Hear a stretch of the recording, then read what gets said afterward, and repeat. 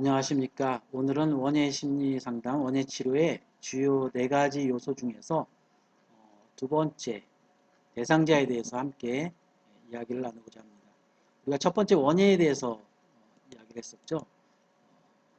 우리가 쭉 이야기했었고, 오늘은 이 대상자 또는 이제 상담에서는 내담자라고 표현하는데, 보통 우리가 이제 집단으로 많이 활동을 하기 때문에 내담자라는 표현보다는 대상자라는 표현을 사실 많이 사용합니다. 첫 번째로 그 대상자에 대한 일반적인 이해, 이론적인 지식이 필요합니다.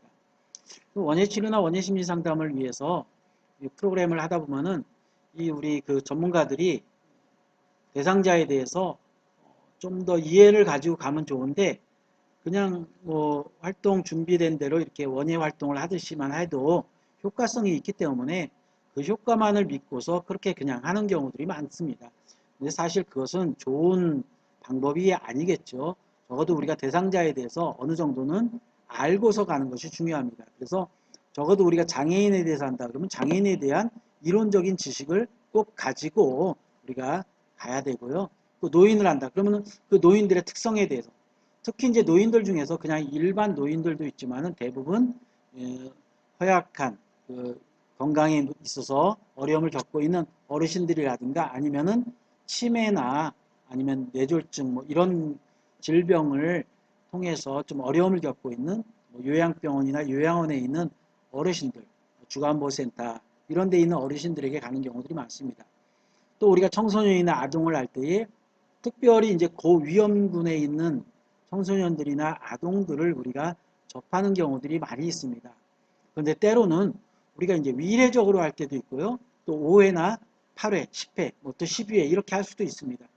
사실 이제 12회 정도 할 때는 우리가 한 학기 정도를 하기 때문에 나름대로 여러 가지 단계적인 준비를 할 필요가 있어요. 매 주마다 어떤 활동들을 함으로써 대상자들이 즐거워했다. 여기서 멈추지 않고 매 회기마다 어떠한 변화들이 일어나는가 하는 것들에 대해서 알아야 되는데, 그러려면은 그들에 대한 이론적인 지식이 충분하게 있어야만 그것이 가능하다고 하는 것이죠. 또 두 번째로는 당연히 경험적인 이해가 있어야 되겠죠. 많은 경험을 해야 됩니다. 그래서 우리가 자격증을 따기 전에 또는 자격증을 땄다 할지라도 보조로서 또는 코리더로서 들어가서 함께 경험하는 것, 그 경험이 굉장히 중요해요. 그래서 그 경험적인 부분들에 대한 것들을 우리가 이야기를 할 수가 있습니다. 또 세 번째로는 대상자의 특징과 촉진에 대한 지식을 습득하는 게 필요합니다.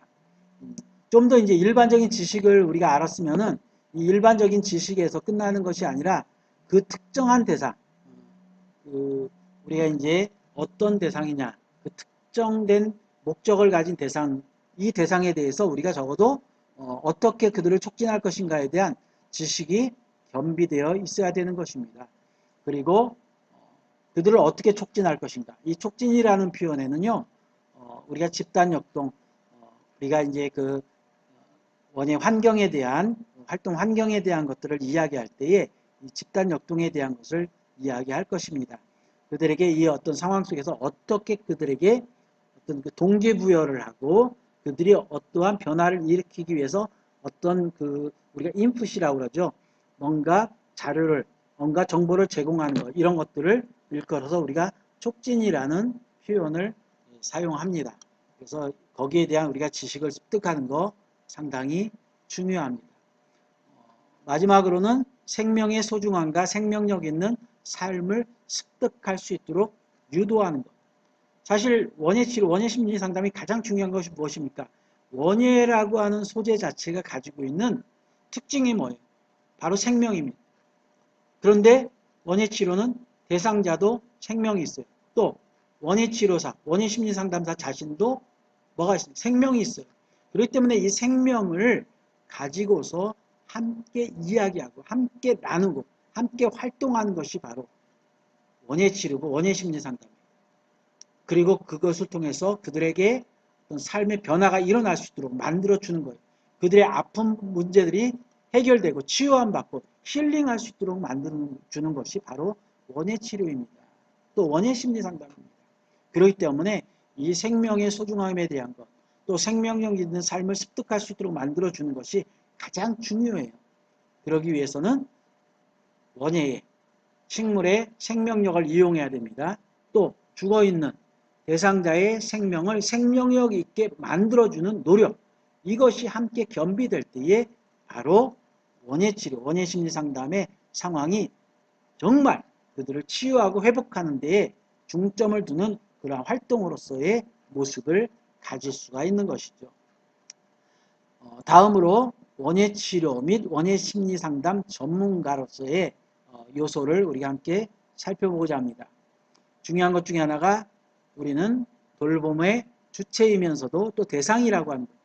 우리 스스로가 이 돌봄을 일으키는, 돌봄을 주도하는 주체자입니다. 그렇지만은 사실 우리도 부족한 부분들이 많이 있어요. 우리도 연약한 부분들이 많이 있어요.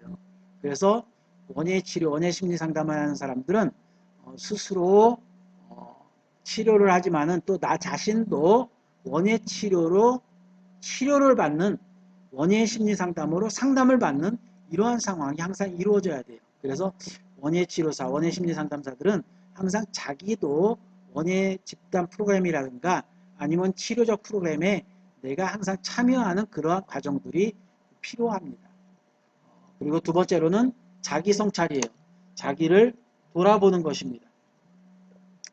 어떠한 방법으로 자기를 돌아보느냐, 나름대로의 방법들이 있겠죠. 사실 이제 이런 활동을 하다 보면은 스스로 우리가 번아웃 된다고 그러죠. 스스로 낙심하고 낙담하고 스스로 더 이상 도저히 못하겠어. 야, 이렇게 하다 보니까 내가 너무 쇠지는이라고 그러죠.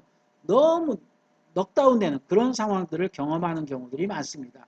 이러한 경험들이 왜 일어나는지, 그것은 바로 자기를 돌아보는 훈련이 부족하기 때문에 일어날 수도 있고, 또 그런 상황이 일어났다 할지라도 그것을 능히 이겨낼 수 있는 그런 자기만의 노하우, 자기만의 방법들을 가지는 것, 이것이 바로 원예치료사, 원예심리상담사가 가져야 될 아주 중요한 자기 성찰의 모습입니다.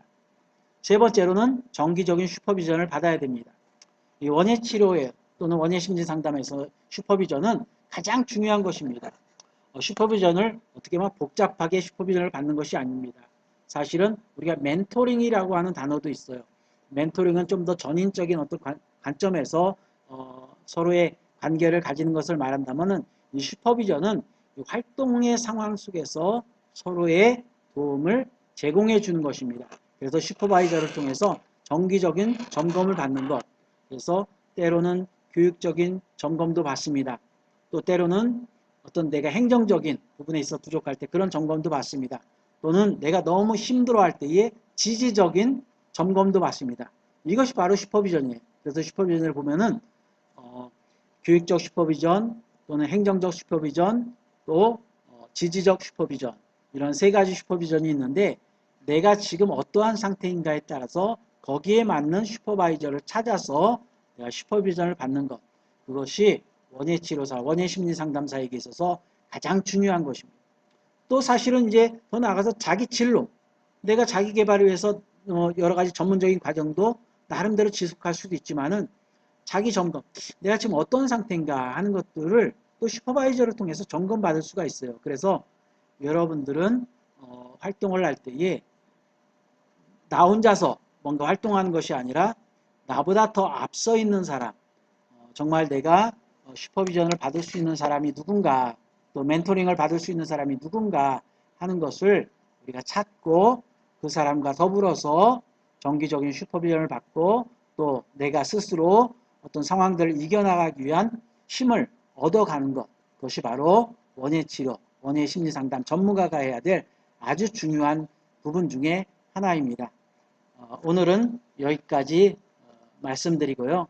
우리 활동 환경에 있어서는 우리가 다음 시간을 통해서 다시 한번 또 말씀드리도록 하겠습니다.